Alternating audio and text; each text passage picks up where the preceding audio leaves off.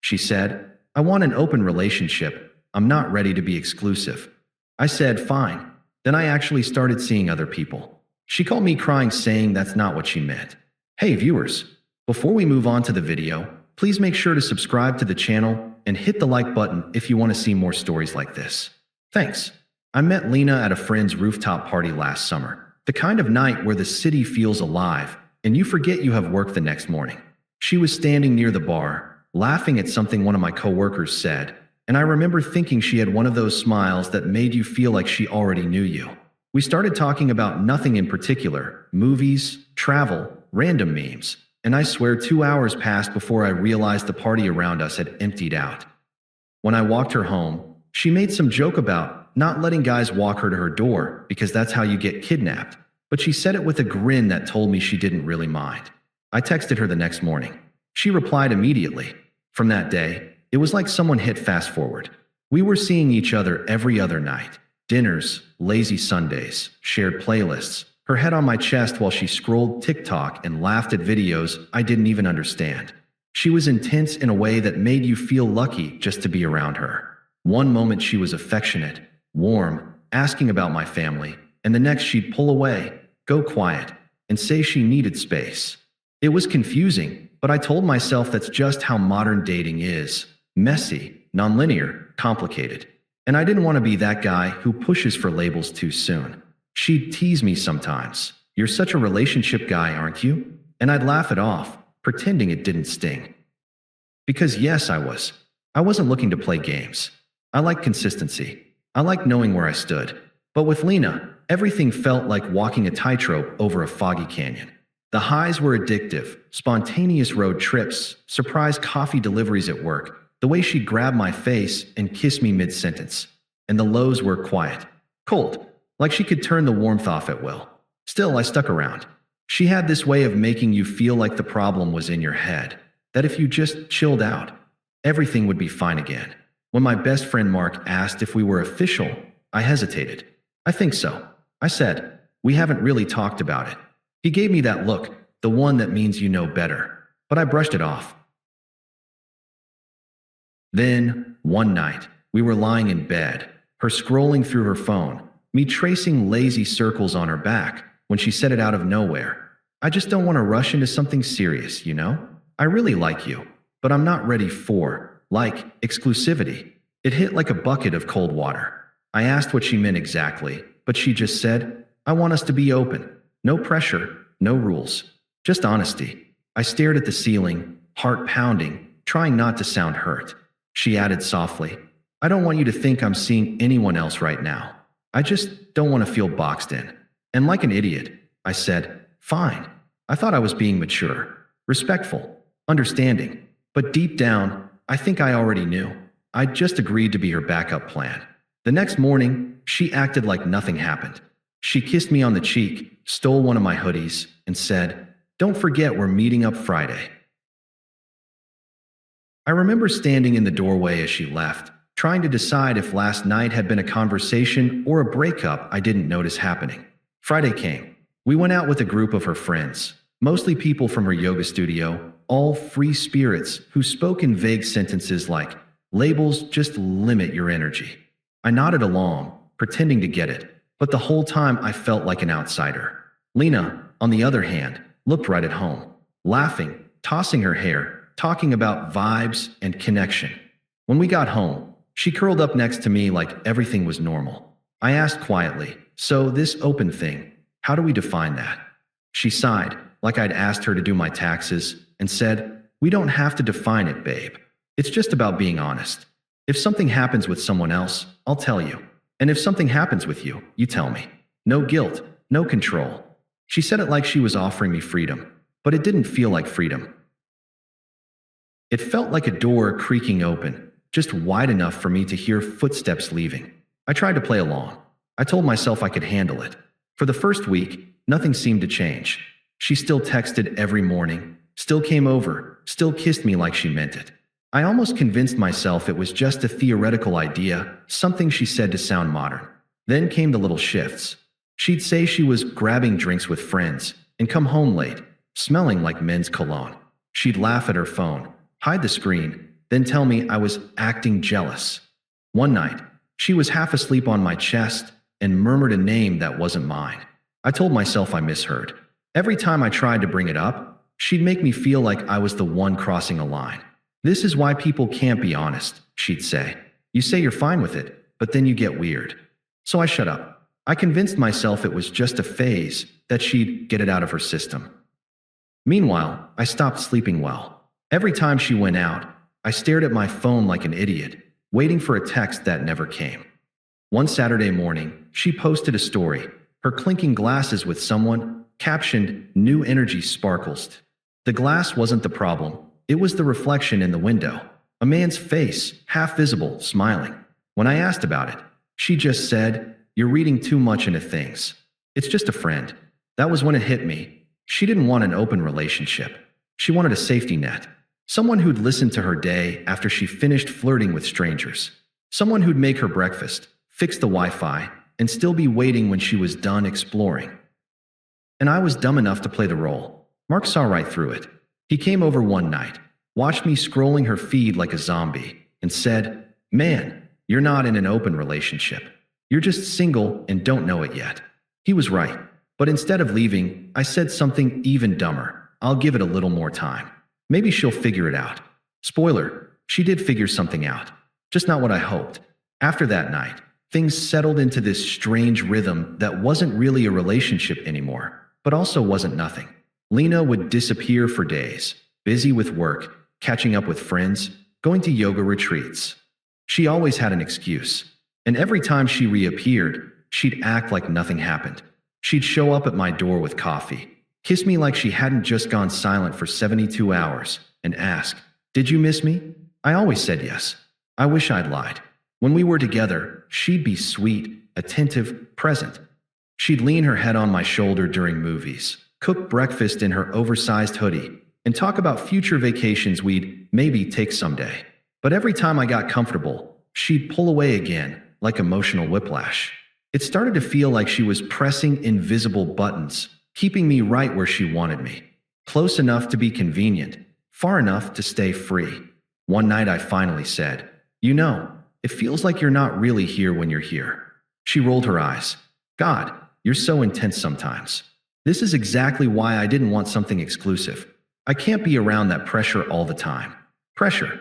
That's what she called me asking if she was seeing someone else. I stopped asking. I stopped talking much, honestly, but I still stayed, because I thought leaving would make me the bad guy, like I couldn't handle her boundaries. I told myself that maybe this was just how modern love worked, that being chill was what adults did. The truth? I wasn't chill. I was numb. Every time she posted a photo that hinted at another man, a drink across the table, a jacket that wasn't mine, a hand that lingered too close, it felt like getting punched in slow motion. And every time, I swallowed it down, telling myself I'd chosen this. Then, one Thursday night, she called while I was gaming with Mark. Her voice was soft, a little drunk. "Can you come over?" she asked. I went. Of course I did. When I got there, she was in one of my old shirts, candles lit, everything perfect. She wrapped her arms around me and whispered, "I missed you." It was good, too good. That kind of intimacy that makes you forget all the red flags. But halfway through, her phone buzzed on the nightstand. I didn't look, I didn't want to, but she did. She froze, glanced at the screen, then flipped it over. Her whole body language changed, stiff, distracted, like she'd remembered she was supposed to feel guilty, but didn't want to. Afterward, she fell asleep instantly. I couldn't. That was the night something in me snapped, quietly, like a switch flipping. I lay there staring at her, realizing I wasn't even angry anymore, just empty. In the morning, she left early for brunch with the girls.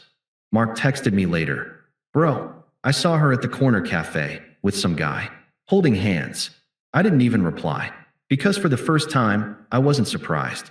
I just sat there, staring at my reflection in the dark TV screen, and thought, "You deserve this, man. You agreed to it." But then, something shifted. Maybe it was exhaustion. Maybe it was pride finally waking up. Whatever it was, I realized. If she could play this game, so could I. If we were open, then it was time for me to actually be open. It started small, not revenge, not even defiance. Just curiosity. One night, I was scrolling through my phone, staring at her New Energy Sparkles story for the 100th time, when I saw an old notification from a dating app I'd downloaded months ago and never used. I opened it out of boredom. Half an hour later, I'd rewritten my bio, changed my photos, and hit reactivate. I wasn't even expecting anything. But within a day, I had matches. Actual, normal women. People who seemed interested. People who didn't treat attention like a currency. That first week, I went on one date, just coffee with a girl named Emily. She was funny, down to earth, worked in marketing. No games. No cryptic texts. No disappearing acts. I didn't tell Lena, obviously, but I also didn't lie. The second date was dinner. The third, drinks that turned into a long walk by the river. Then a kiss that felt like something I'd forgotten existed. Soft, simple, honest. When I woke up the next morning, I had this bizarre mix of guilt and clarity. Because it hit me, I'd done nothing wrong. Lena was the one who wanted an open relationship. I was just finally playing by her rules. That weekend, she texted me for the first time in days. Lena, you've been quiet. Everything okay? Me? Yeah, just busy. Lena, with what? Me? You said we were open, remember? No reply. Then, 20 minutes later, Lena, oh, okay, just don't do anything stupid. That line, don't do anything stupid, stuck in my head. Like she still thought she had veto power over my life. So, the next night, I posted something small. Just a photo of 2 cocktails on a bar table. No caption, no tags, no faces. By the next morning, I had 7 missed calls and 3 texts. Lena, who's the drink for? Lena, are you seriously seeing someone? Lena, so you're trying to hurt me now? It was almost funny, the sudden panic from someone who'd insisted we keep things open. When I didn't respond, she called. I let it ring. Then she texted again. I just didn't think you'd actually do it. That line, I just stared at it for a long time. Because that was the truth. She never thought I'd have the guts to move on. She thought open meant she got freedom while I waited around. For once, I didn't argue. I didn't explain. I didn't justify myself. I just went about my day, gym, work, another date.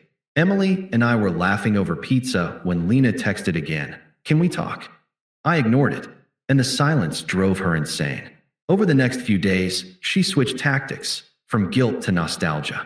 Remember our first weekend trip? I still have your hoodie. I miss us. But the thing is, she didn't miss me. She missed being able to control the dynamic. She missed being the one who decided when and how we talked.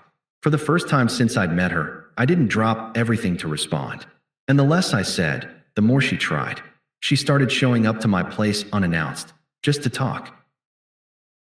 She'd bring my favorite snacks, linger at the door, ask who I'd been seeing. I told her politely, "You said we're open, Lena. I'm just doing what we agreed to." The look on her face, a mix of confusion and betrayal, said it all. Because suddenly, her own rules didn't feel so empowering anymore. When she left that night, she slammed the door harder than necessary. I just sat there on the couch, calm for the first time in months. It wasn't about payback, not yet. It was about peace. And for the first time, I had it. But peace has a way of tempting chaos, especially when the person who lost control isn't ready to accept it. And Lena? She was about to show me exactly how ugly hypocrisy looks when it's cornered. It didn't take long for the mask to slip. About a week after that slammed door, I was getting ready for work when my phone lit up with her name. I let it ring twice, then answered. She was crying. Not the quiet, sniffly kind, full-on sobbing, the kind where you can barely make out words. I can't believe you're actually seeing someone. You're just doing this to hurt me, aren't you? For a second, I didn't even know what to say. She was the one who demanded the open relationship, the one who told me not to be clingy, the one who went radio silent for days at a time. And now, suddenly, she was acting like I had betrayed her. I tried to stay calm. Lena, you said you didn't want exclusivity.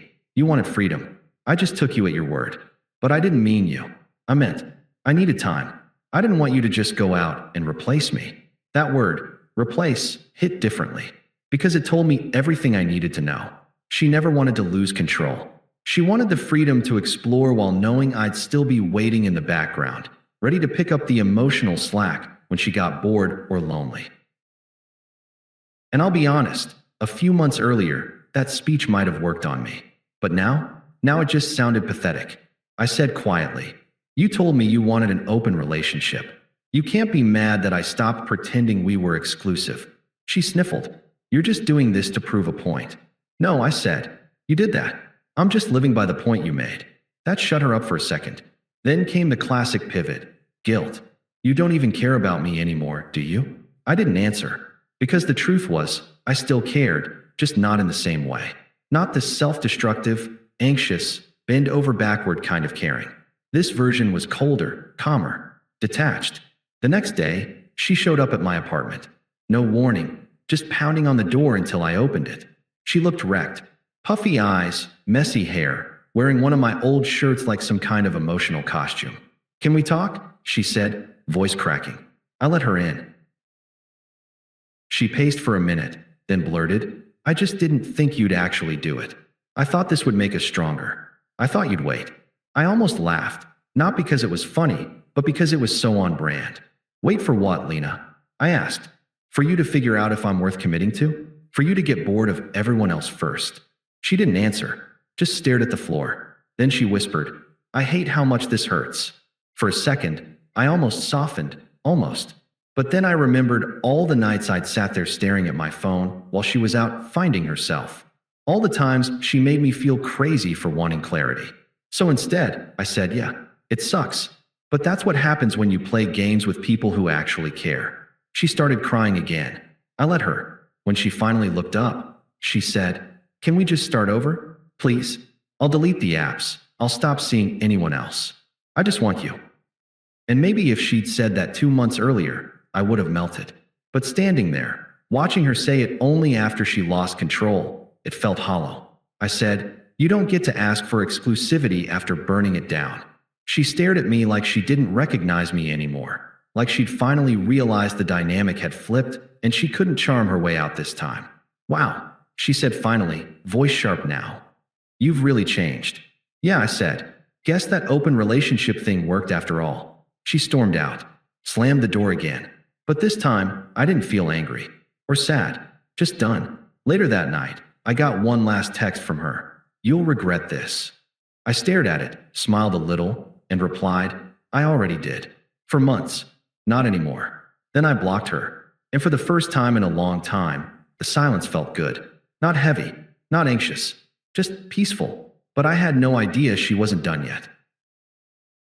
Because people like Lena, they don't accept losing control quietly. And the next time I saw her, she wasn't crying. She was angry. It took about 2 weeks for her to reappear. I'd almost started believing the silence would last, that maybe she'd moved on and I could finally breathe without waiting for the next emotional boomerang. But people like Lena don't vanish. They circle back when the attention fades. She texted out of nowhere, "Hey, can we meet? I just want to talk. No drama, I promise."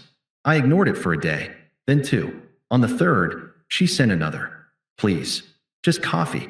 I need closure." I don't know why I agreed. Maybe I wanted closure too, or maybe I wanted to prove to myself that I could look her in the eye and not fall apart this time. We met at this small cafe near the park, the same one we used to go to after Sunday walks. When I got there, she was already sitting at a corner table, hair done perfectly, makeup soft and understated. The version of her that always appeared when she wanted something. "Hey," she said softly, like nothing had ever happened. I sat down. "Hey." There was this long, awkward silence before she finally said, "You look good." I nodded. "Thanks. You too." She smiled like she took that as an invitation to open up. "I've been thinking a lot," she started. "About us. About what went wrong. And I don't like how we ended things." I didn't say anything. She kept talking. "I know I said I wanted freedom. I thought that's what I needed. But being with other people, it made me realize what we had was real. You were stable, kind, honest. I miss that. I miss you." There it was, the nostalgic script. The self-discovery monologue. I could have recited it with her. She reached across the table, fingers brushing mine. "I don't care about anyone else," she said. "I want to make this work. For real this time." For a moment, I just looked at her. She was beautiful. She always had been. But for the first time, I could see right through it. The performance. The charm. The selective vulnerability that only appeared when she needed to win. I leaned back, folded my hands, and said quietly, "You know what's funny?" She blinked. "What? You wanted freedom. I gave it to you. And when I finally took it too, you realized you didn't like the taste of it." Her face tightened. "That's not fair." "No," I said. "It's completely fair. You made the rules. You just didn't think I'd play." She sat back, arms crossed now. "So what? You're done?" Just like that. I nodded. "Yeah, I am." Her eyes watered, not anger this time, but shock. She wasn't used to me being composed while she fell apart. She said, "You can't just walk away like this." I looked at her for a long moment, then said the line that had been sitting on my tongue for weeks. "You wanted an open relationship, Lena." I just opened the door and walked through it.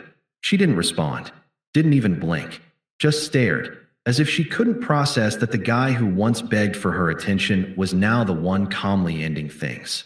I stood up, left a few bills for my coffee, and said quietly, "Take care of yourself." When I walked out, she didn't call after me. She just sat there, frozen. And as I stepped outside into the cold, I realized something I hadn't in months.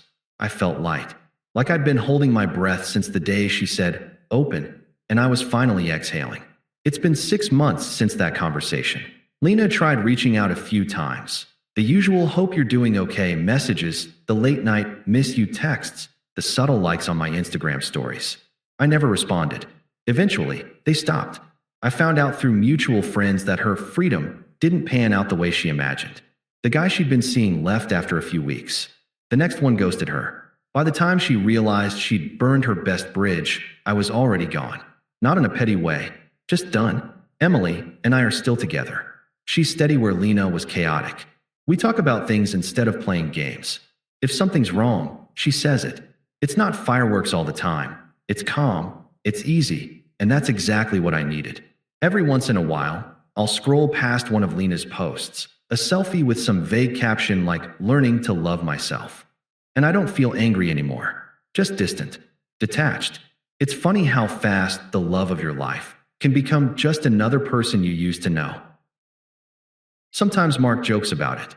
"Man, remember when you were basically her emotional support boyfriend?" I laugh, but it's a different kind of laugh now. Not bitter, just wiser. If I learned anything from that whole mess, it's this. When someone tells you what they want, believe them the first time. And if what they want doesn't include you, don't stick around waiting for them to change their mind. Because when someone asks for freedom, they're really testing how much of yourself you'll give up before you finally take your own back. I gave mine back piece by piece. The night I said fine. The moment I stopped checking my phone. The first time I said no. And the last time I looked her in the eye and realized she couldn't hurt me anymore. Lena wanted an open relationship. What she got was an open door. And when I walked through it, I didn't look back. Thanks for watching. Make sure to subscribe to the channel and hit the like button. What do you think about this story? Share it in the comments.